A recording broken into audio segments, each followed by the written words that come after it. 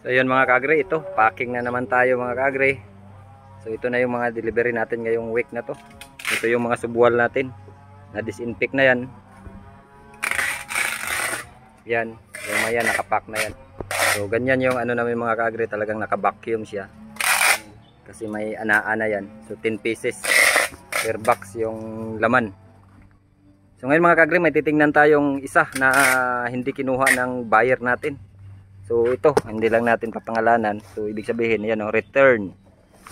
So naibalik sa atin yan. So ano kaya ang dahilan bakit hindi niya kinuha? Yung pagod, panahon natin. At sayang yung binhi na hindi kinuha. So wala tayong magagawa. At titingnan natin yan kasi mag almost 1 month na to na ibalik. So titingnan natin yung sitwasyon ng loob niya ngayon. Para makita natin yung kondisyon ng subwal. So ito para i-ship to. Ito panibagong ship na to. Every week tayong nagsi-ship. So ngayon bubuksan natin tong nabalik kasi nga hindi pinick up or hindi ni-receive. So hindi na magpakita yung ano, hindi na makontak yung tawag nito yung nag-order. So ito na mga kagre, galing na to sa Quezon Province. So bumalik dito, ikot-ikot. Titingnan natin. Almost month. Tingnan natin, hindi din natin to i-send sa iba. So ang gagawin natin dito, itatanim natin. So mga 28 days siya. Ikot-ikot. So ito lang naman ang bumalik ngayong ano. So ayan o.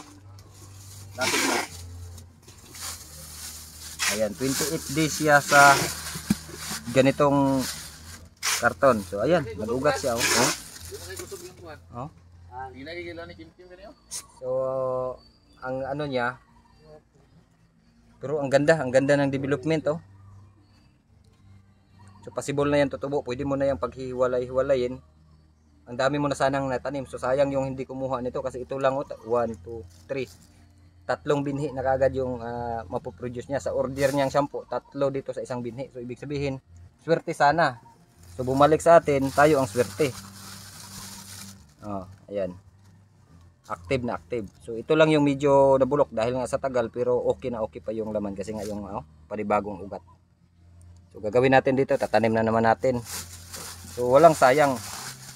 Pero sayang yung nag-order kasi nga dapat maparami, 1, 2. So 2 na sana to. So nag-divide pa yung kanya mga in-order na subwal. Ayan oh. Kaganda oh. 28 days. Okay na okay pa siya. Okay na okay pa siya. So sayang, kaya wag kayong mag-order kasi masasayang yung pananim. Pagka hindi nyo kayang kunin, wag kayong mag-order para hindi masayang yung pananim. So dito yan ay tanim natin. Oh, ito medyo ano siya pero okay na okay pa yung loob niya. So mabalatan mo lang yan. So sa 28 days kasi niya, ayan, okay na okay. Nagdoble production pa siya oh. Ugat niya. Yan. So hindi siya masisira kahit lampas ang buwan. So ayan mga kagre, ito yung mga nabalik. Ito isa lang naman to na hindi kinuha ng nag-order. So siguro nagkaroon din siguro ng problema or ano.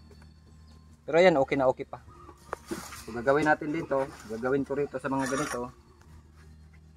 Ito kagaya nito. Babalatan ko lang yan oh, ayan oh.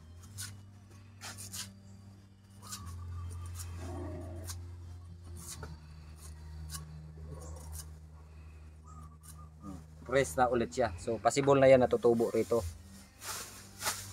Gagawin ko na siyang macro. Kasi nga na-stack siya ng ilang malapit sa buwan. So yan. Wala, safe na safe talaga yung subwal. Yung subwal pag i-ship, safe na safe. So and then treat na naman natin sana. Pero itong iba, ito pwede na to. Lagay natin sa bag. So na ganito, ganyanin siya. Yan. So sayang na sayang. So tatanim natin to. Yan pa oh. 3 kagad. Ito pa. So ang nangyayari, mas dumami pa siya. So yun mga kagre, at yun, at tuloy namin itong pagsisip. So okay lang na bumalik. Pero sana yung mag-order talagang panindigan kasi sayang yung tanim. Papunta na sa inyo, nabalik pa rito. So ayan, maraming salamat.